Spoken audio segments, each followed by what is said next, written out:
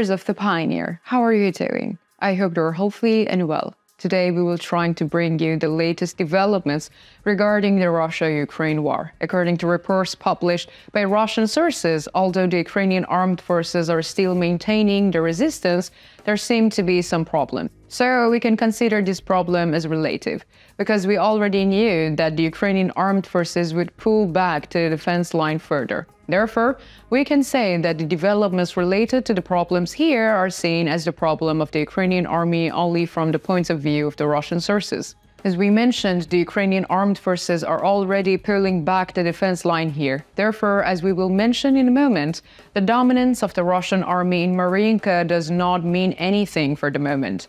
The year is about to end. If we make a year evaluation, we can say that the Russian army captured more settlements than the Ukrainian army this year, while the Ukrainian army captured more territories than the Russian army in the terms of land area. So what is the latest situation on the front line? Let's take a look together at the developments. As the Pioneer team, we continue to bring the Russia-Ukraine war to your screens. Don't forget to subscribe to our channel and turn on notifications so as not to miss our daily map report and report on the agenda. You can also support me and my team by using the super thanks button below the video. Thank you for your support.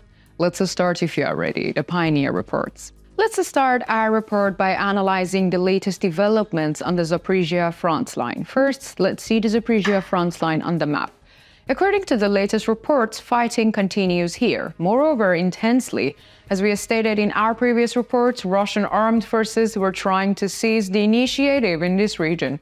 However, the Ukrainian armed forces have also taken action in recent days to eliminate this effort of the Russian armed forces. Now let us state the following here. The Russian armed forces have not abandoned their strategy of putting pressure on the Ukrainian armed forces in the region. According to the latest reports, units of the Russian armed forces continued their offensive operations in the western part of Robotyne today. Russian artillery units are also heavily supporting the Russian operation in the area. However, so far there are no reports that the Ukrainian armed forces have lost positions or made a move to retreat. As we have stated many times, the Ukrainian defense line in this region is quite strong. We also know that there are Russian troops in the Verbov direction trying to put intense pressure on the Ukrainian troops. However, according to the latest reports, the Russian offensive efforts in the direction of Verbov seems to have been broken, albeit slightly. So far, there has been no border changes. Let's continue with the artillery activity in the area. According to the latest reports, artillery units of the Russian armed forces targeted Ukrainian positions in Malaya Tokmakta, Chernovny and Gliopol. In turn, artillery units of the Ukrainian armed forces targeted Russian positions in Kopany, Ichenko, Novoprokopivka, Verbov and Novofedoryovka. Now let us continue our report by analyzing the latest developments on the Donetsk front line. As we mentioned at the beginning of our report, the situation on the Donetsk front line is complicated. It has been confirmed that the Russian armed forces have captured Marinka on the Donetsk front line. The captured Marinka is just a pile of ashes and rubble. The Russian armed forces expressed with a great pride that they captured Marinka. However, as we have stated, only piles of rubble remain from the Marinka they captured. As we have stated at the beginning of our report, the number of settlements captured by the Russian armed forces is higher than the number of settlements captured by the Ukrainian armed forces.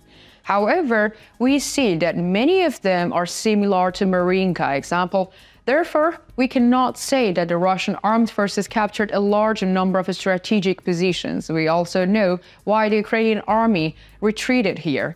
Here, the Ukrainian troops withdrew in order to establish the defense line further back. We continue to describe the Donetsk front line in general. According to the latest reports on the Donetsk front line, the Russian armed forces continued offensive operations near Novomikhailivka on the southern and southeastern outskirts of the Novomikhailivka village. They also conducted a series of offensive operations in Novolsky and Permyvsky and Severnoye. In these areas in particular, there are intensive offensive of the Russian armed forces against Ukrainian fortifications.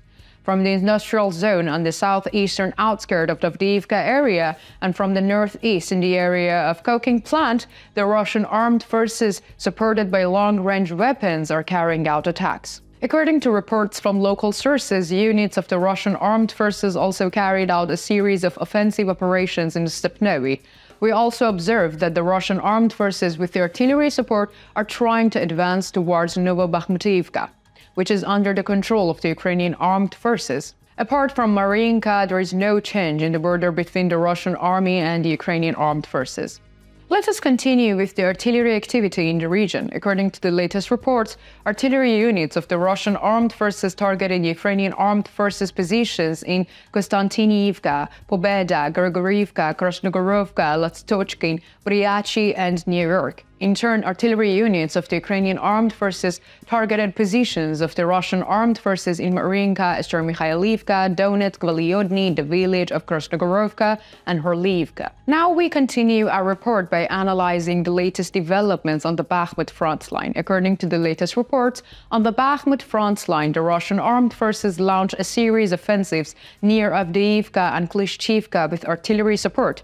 During this offensive, we see that the Russian troops attacked Klishchivka from the northeast and along the hills from the northwest. However, the Russian armed forces have still not been able to achieve any results in these attacks. Units of the Russian armed forces also tried to advance in the direction of Ivanivsky.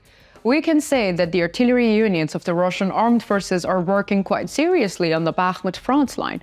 After the shelling carried out by the Russian artillery units, we see that the Russian armed forces also attacked the Bogdanivka region. However, we observed that the border line in the Bakhmut front line has not changed. Let us conclude our report by mentioning the artillery activity in the region. According to the latest reports, artillery units of the Russian armed forces targeted Ukrainian armed forces positions in Vasiliivka, Radzolovovka, Supernoe, and Verkhomenskoye. In turn, artillery units of the Ukrainian armed forces targeted positions of the Russian armed forces in Bakhmut, Yahidny, and Krasnogorovka. What do you think? Do you think the Ukrainian armed forces made the right decision by withdrawing the defense line? Do you think the loss of Marinka will have an impact on the front line? How do you assess the propaganda of the Russian military about the capture of Marinka? Do you think the Ukrainian army will manage to advance again in this area? Let me know in the comments. I read and care about all your comments.